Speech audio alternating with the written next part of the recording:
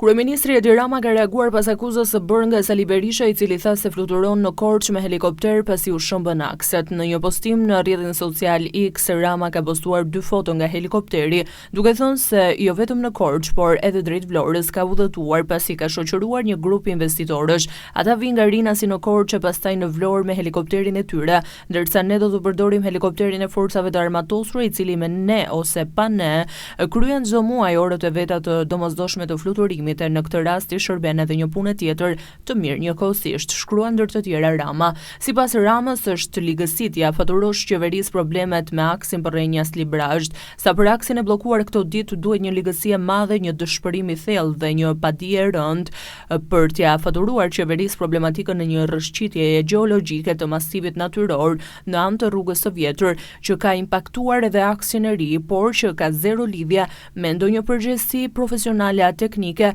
të projektuesve, zbatuesve apo autoriteteve përkatëse, shprehet kryeministri.